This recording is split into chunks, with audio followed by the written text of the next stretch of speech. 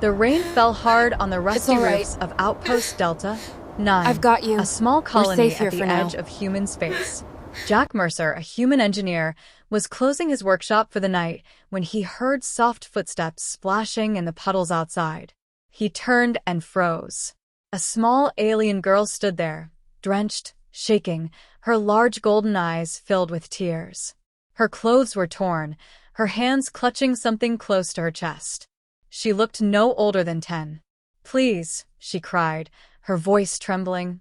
"Please come with me?" Jack blinked, confused. "Hey, slow down.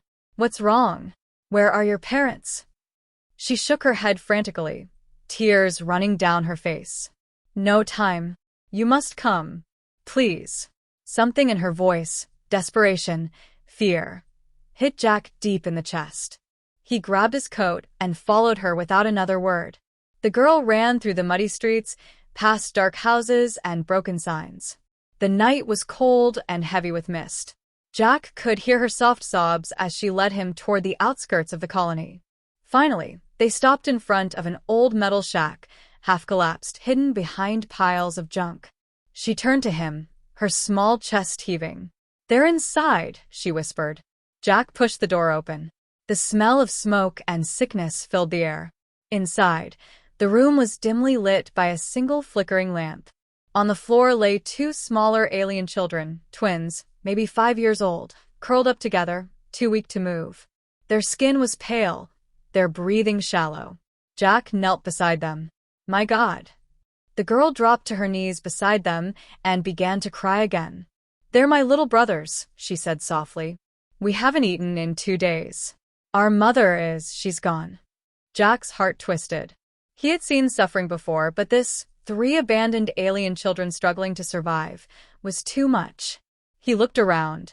The room was nearly empty. A few cracked bowls. A small blanket.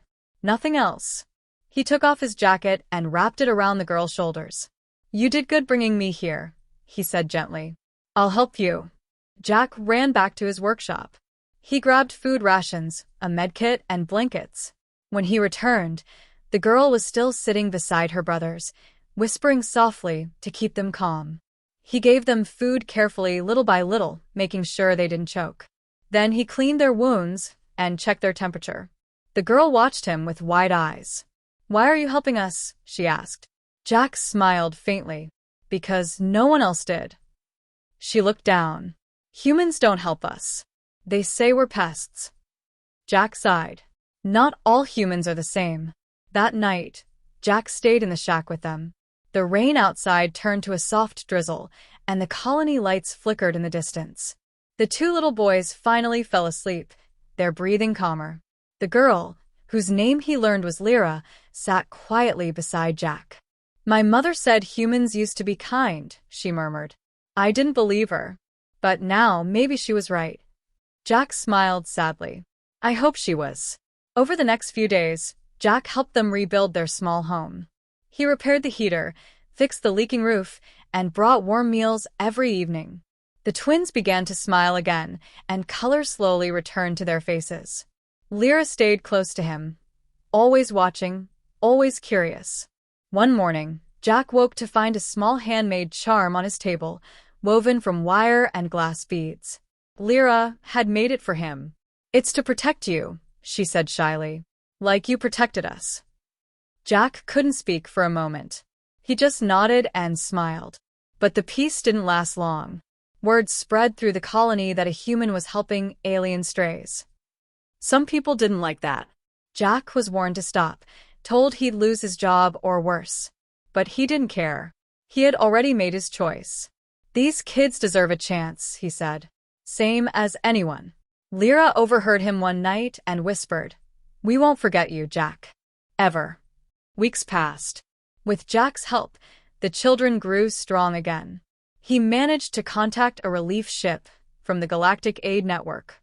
When it arrived, Lyra and her brothers were taken aboard. She hugged Jack tightly, her small hands gripping his shirt. "Will we see you again?" she asked. Jack smiled. "One day, maybe. Just promise me you'll be brave." She nodded, tears shining in her eyes. "I'll never forget what you did." As the ship lifted off, Jack stood alone in the dust, watching the engines fade into the stars. The rain had stopped, and for the first time in a long while, the night sky looked clear. He looked down at the small charm she had made, the one she said would protect him. He smiled sadly, holding it close. That night, Jack walked back to his workshop, feeling both heavy and light. He didn't know if he'd ever see Lyra again. But he knew one thing for sure.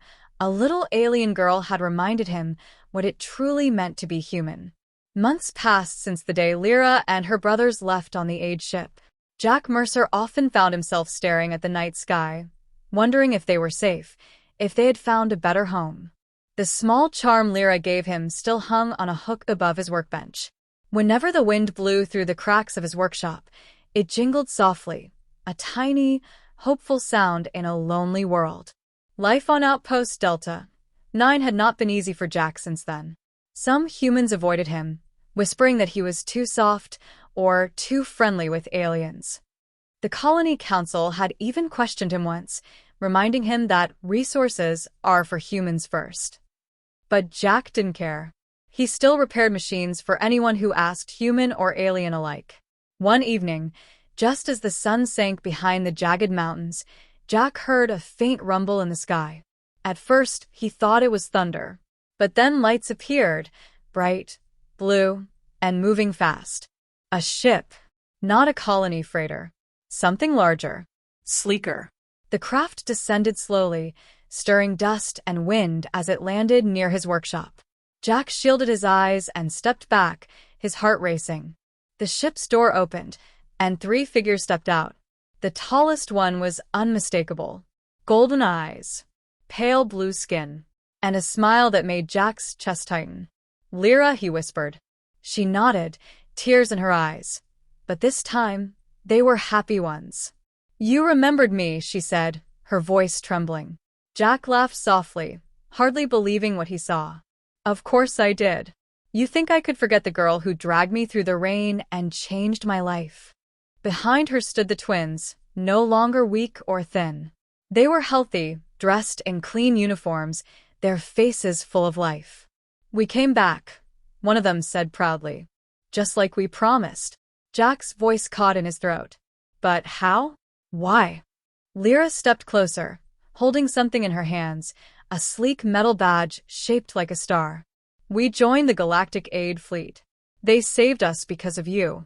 I told them everything, how a human helped us when no one else would. Jack blinked, speechless. "They gave us training, food, a home," she continued.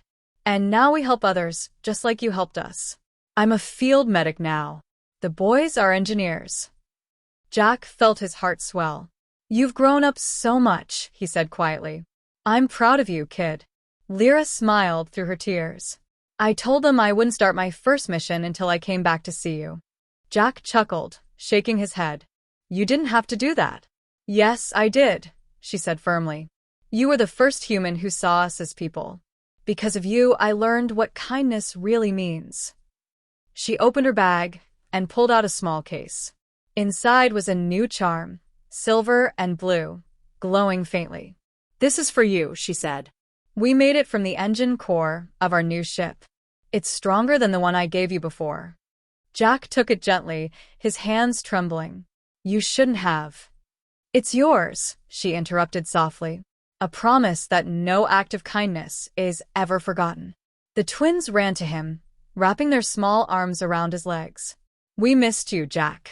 He laughed, kneeling down to hug them both. "I missed you too, boys." For a long moment, none of them spoke. The stars above shimmered, and the wind carried the scent of rain. It was as if the universe itself paused to watch. Later that night, they sat around a small campfire outside his workshop. Lyra told stories of her missions, how they rescued children from war zones, helped rebuild destroyed colonies, and brought food to dying worlds. Jack listened quietly, pride shining in his eyes. "You've done more good than most people do in a lifetime," he said. Lyra smiled softly. "Only because I learned from you." He looked down at the glowing charm in his hand, then at her. "You know, I thought I was helping you that day. But maybe you were the one helping me." Lyra tilted her head. "What do you mean?" Jack smiled faintly. You reminded me that humanity isn't just a species. It's something we choose to be. Every time we show kindness, no matter who it's for. Lyra's eyes glistened. Then you'll always be the most human person I know. The next morning, as the sun rose, it was time for her to leave. The ship's engines hummed softly as she stood at the ramp. Will you come with us one day? She asked hopefully. Jack smiled. Maybe. I've got a lot of repairs left to finish here first. She nodded, though her eyes were wet. Then I'll come back again. And when I do, you'd better have a cup of that awful human coffee ready. He laughed. Deal. As the ship lifted off, Jack stood watching until it disappeared among the stars. He looked at the new charm glowing faintly in his palm. For the first time in years, he didn't feel alone. The galaxy was vast, cold, and cruel, but somewhere out there, a once crying alien girl and her brothers were spreading light because one human chose to care. And that, Jack thought, was the greatest repair he'd ever done. 2 years had passed since Lyra and her brothers had returned in their bright, Silver Age ship. Jack Mercer had grown older, the gray in his beard spreading faster than he liked to admit. Yet every night, when the sky cleared, he would step outside his workshop and gaze at the stars, always searching for a certain glimmer of blue light among the countless others. The small charm Lyra had given him still hung from his neck. It glowed softly in the dark, pulsing every few seconds like a heartbeat. It was a reminder, not just of her, but of the bond between two species, formed not by power or politics, but by kindness. Life on Outpost Delta 9 had changed too. The colony had grown, trade had increased, and humans had started working alongside alien settlers. Many credited the shift to the Galactic Aid Fleet's help during a food shortage. Few knew that one of the fleet's young officers, a blue-skinned medic named Lyra, had pushed for that mission herself. Jack knew, though. It was early morning when the emergency alarm blared across the colony. Jack rushed outside, squinting into the sky. A ship, no, several ships, were descending fast, smoke trailing behind them. Not aid ships. Warships. Pirates. The colony's defenses were old and weak. Panic spread instantly. People ran for shelter, alarms wailed, and explosions lit the distant horizon. Jack grabbed his old plasma rifle, more for courage than for use, and headed toward the communication tower. Then, through the roaring engines above, he heard a voice, faint, crackling through his wrist communicator. Jack, it's me, Lyra. Hold your position. We're coming. Jack froze. Lyra? You're here? Static answered him, then her voice again, calm but urgent. We were tracking the pirates. Hold tight. Don't let them reach the civilians. He ducked behind a metal barrier as the first pirate dropship landed nearby. Armed figures spilled out, shouting orders in a language he didn't understand.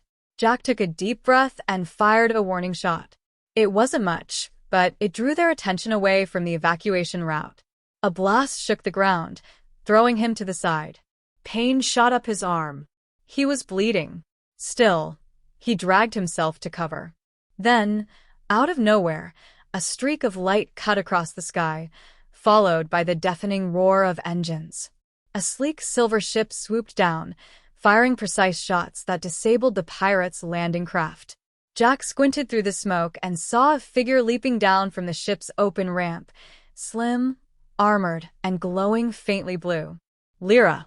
She hit the ground, plasma rifle blazing, covering the fleeing civilians with sharp, precise fire.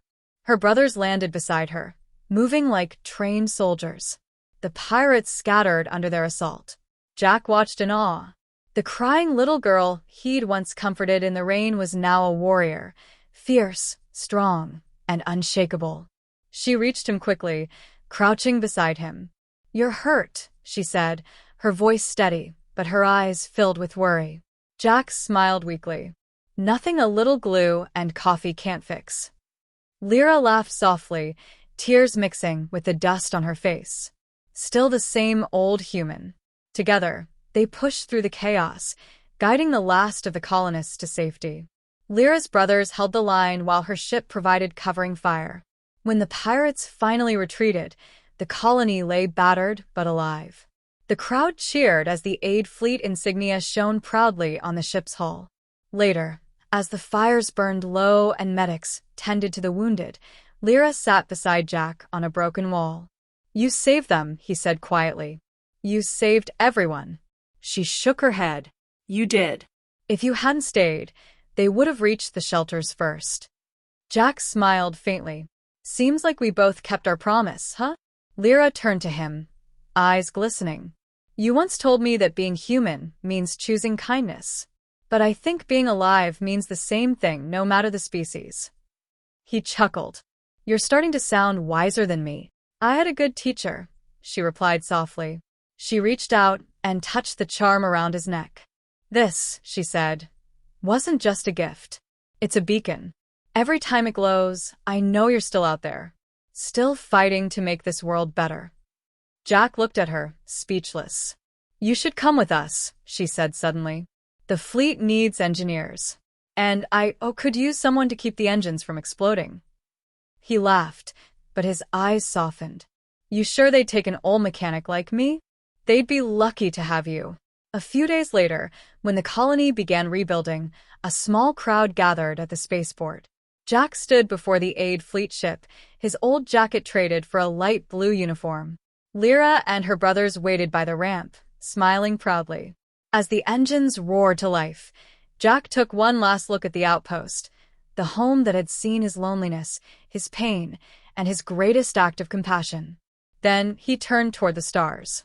"Ready, Captain?" he asked. Lyra grinned. "Always." The ship rose slowly, leaving the dusty colony behind. Through the cockpit window, Jack watched the blue world below fade into the endless black of space. He placed a hand over the charm, feeling its soft pulse. This time, he wasn't alone. He was part of something bigger, a family born from kindness, built on hope, and bound for the stars. The stars stretched endlessly before the Aurora's grace, the galactic aid fleet vessel now carrying Jack Mercer and his adopted alien family. It had been 3 months since Jack left Outpost Delta, 9 behind, trading his dusty workshop for the humming heart of a starship. For most people, it would have been a dream. Endless stars, new worlds, fresh purpose. But Jack still woke some nights from dreams of rain and rust, of a little blue-skinned girl begging him for help. Those memories were his anchor and his strength. Lyra noticed. She always did. One evening, she found him alone in the engine bay, sitting on a crate, staring at the small charm glowing faintly against his chest. "You miss the outpost again, don't you?" she asked softly. Jack looked up, smiling tiredly. You could say that. It wasn't much, but it was home. Lyra sat beside him, her uniform smudged with grease from a day's repairs. "Home isn't a place, Jack. It's the people who wait for you." Jack chuckled. "You sound like a philosopher now." "Maybe I learned it from you," she said, nudging him lightly. They sat in silence for a while, listening to the rhythmic hum of the engines, steady, alive, like a heartbeat echoing through metal walls. The next mission came unexpectedly. A distress call blinked onto the command console, a colony in the Viral system, deep in a neutral zone. The signal was weak, filled with static and broken voices. Lyra frowned as she read the report. No military protection. Mostly farmers and miners. If pirates find them first. Jack's hands tightened on the console. Then we move fast. Within hours, the Aurora's grace was slicing through hyperspace. The crew, humans, aliens, hybrids, worked side by side.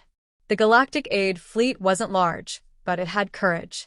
When they reached the Viral colony, the sight made everyone fall silent. Smoke rose from the surface. Whole sectors were dark. "Pirates again," Lyra muttered. Jack studied the readings. "Power grids down. Life support too. They won't last long." Lyra turned to him. "Can you get the reactors running?" He gave her a small grin. "Watch me." They descended through clouds of smoke and fire. The colony lay in ruins, metal shelters twisted, crops burned, and terrified survivors huddled beneath shattered roofs.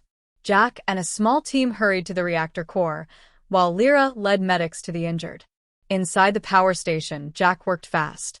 His hands flew over wires and circuits, reconnecting lines fried by the attack. Sweat ran down his neck as sparks flashed. "Almost there," he murmured. The lights flickered, once, twice, then glowed bright. The hum of life support systems filled the air. Outside, a cheer rose from the survivors.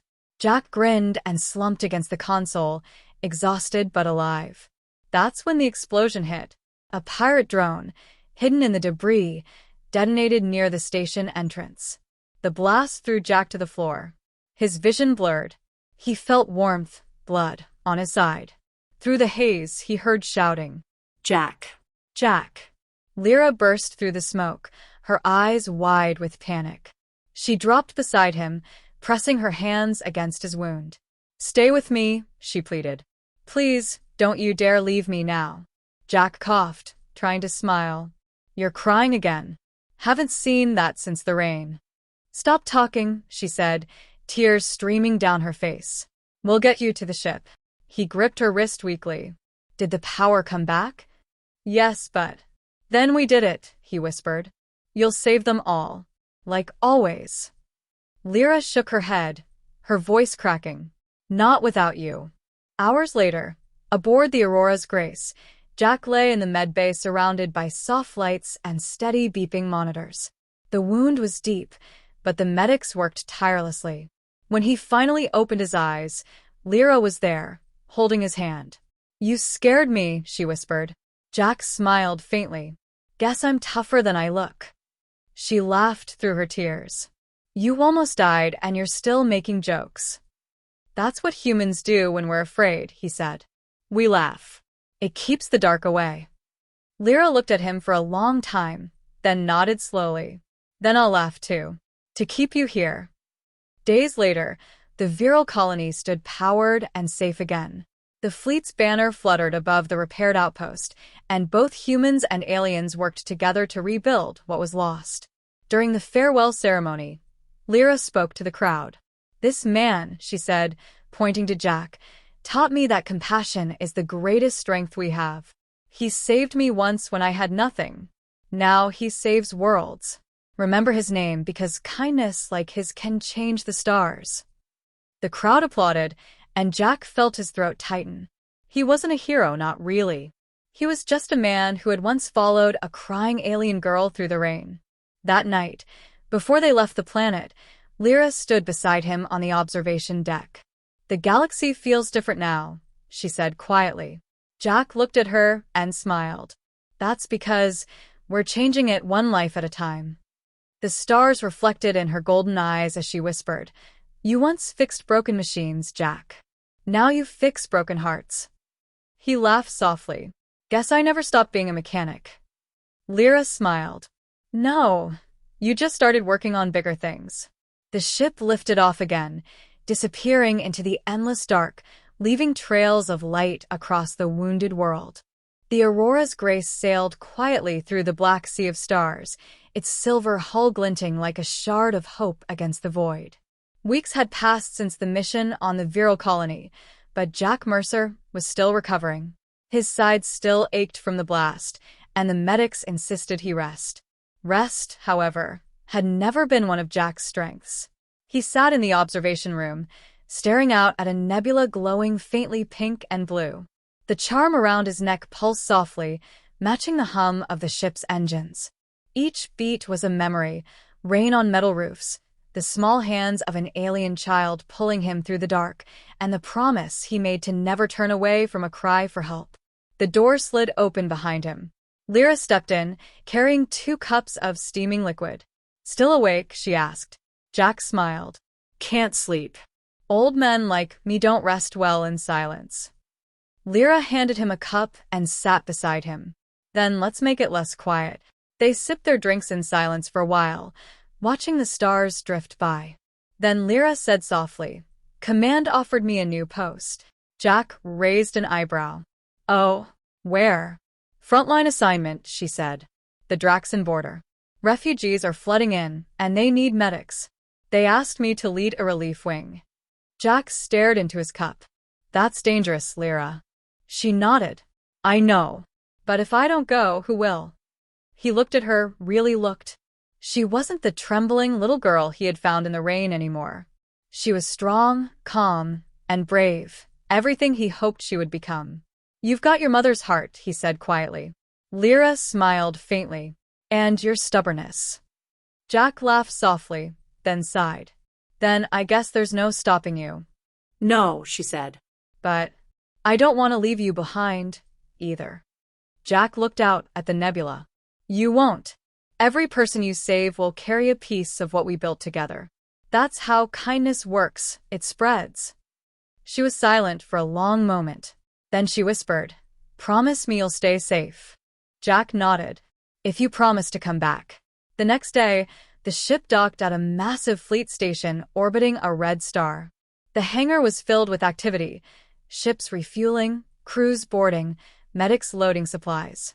Lyra and her brothers were preparing to transfer to their new command vessel. Jack helped them pack, offering advice on engines, power cells, and maintenance routines. It was his way of saying goodbye without saying the word. When the final call came over the comms, Lyra turned to him, her eyes glistening. This isn't the end, Jack. He smiled. Didn't think it was. She reached into her pocket and pulled out a small silver ring. It's from our ship's core, just a piece of metal, but it's connected to our beacon. You'll know if we're ever near. Jack took it gently, sliding it onto a chain beside the charm she'd given him years ago. Seems my collection's growing. Lyra laughed softly. Maybe one day, you'll have one for every world we help.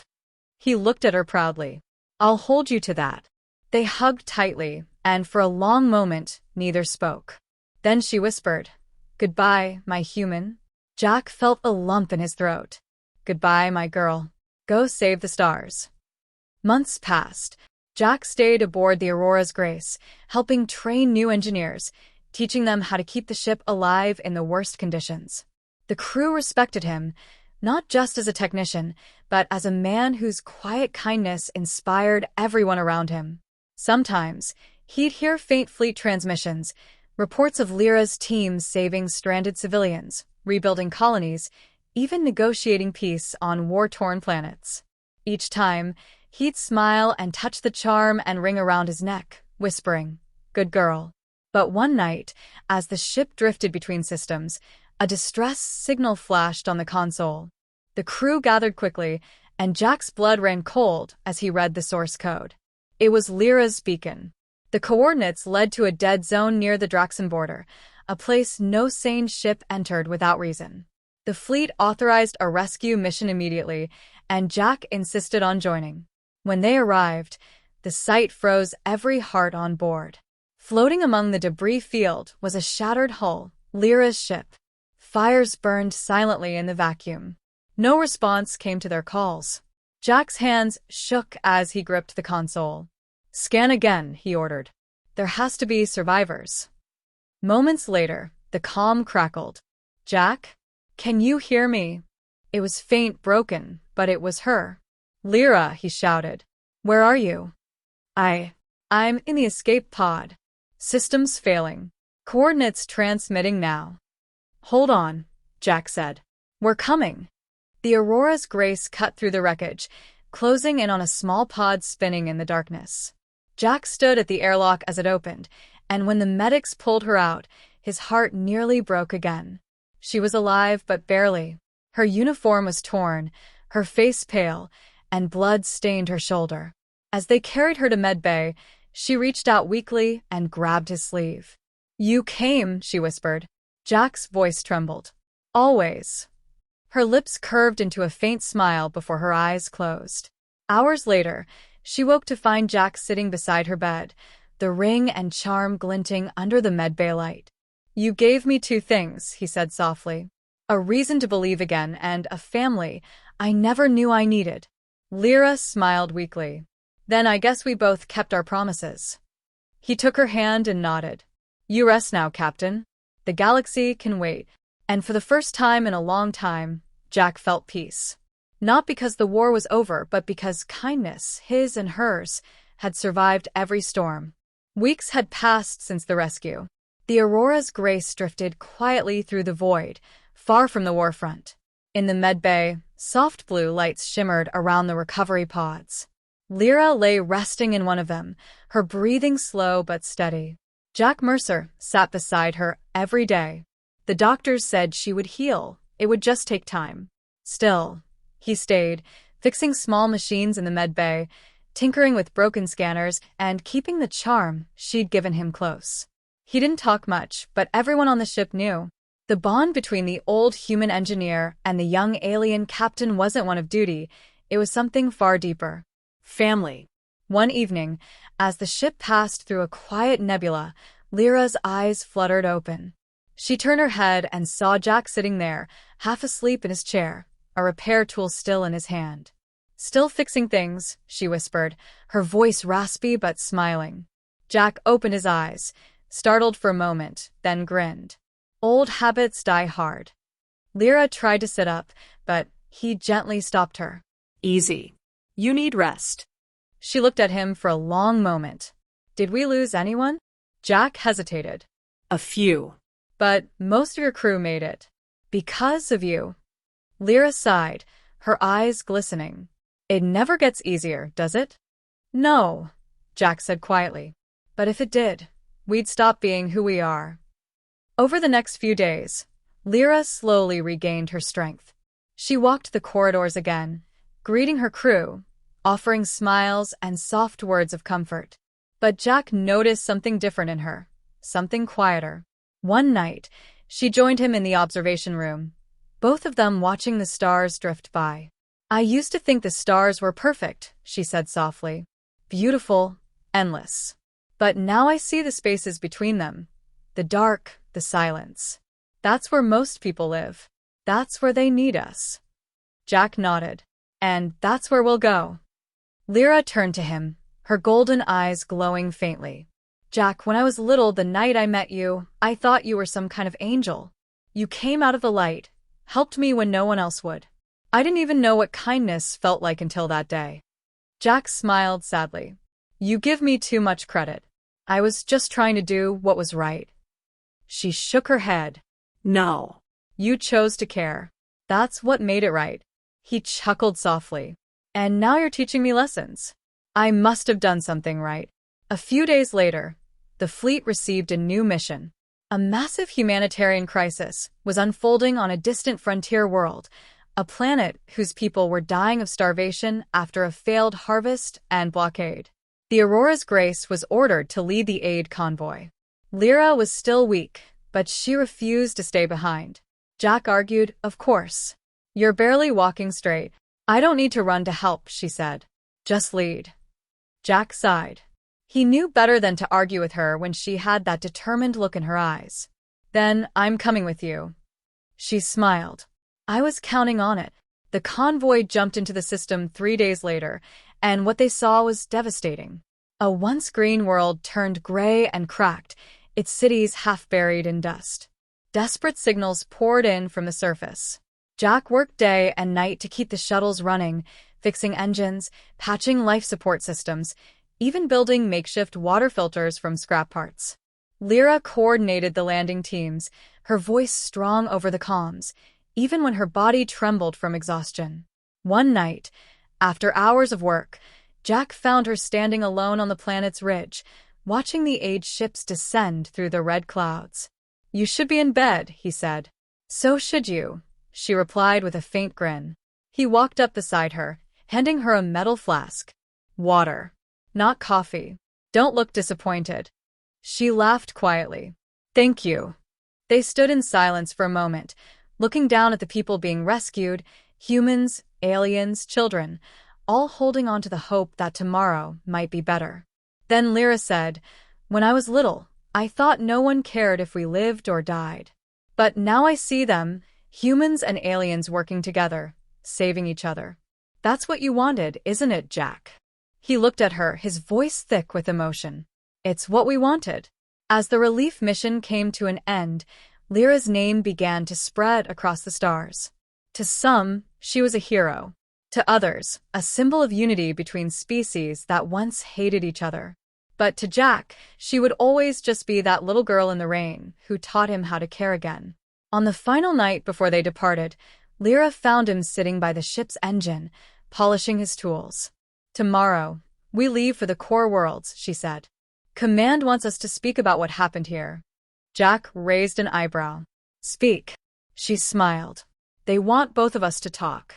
They said it's time people heard how it started, how one act of kindness changed everything." Jack chuckled softly, shaking his head. "You're giving me too much credit again." "No," Lyra said, her voice firm but warm. "I'm giving you what you earned."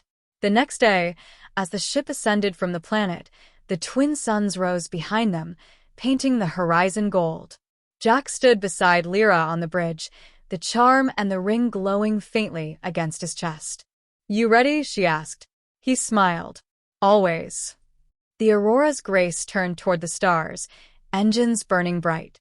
Together, they set course for the heart of the galaxy, to share their story, not as heroes, but as proof that compassion could still survive in a universe that had forgotten how to feel.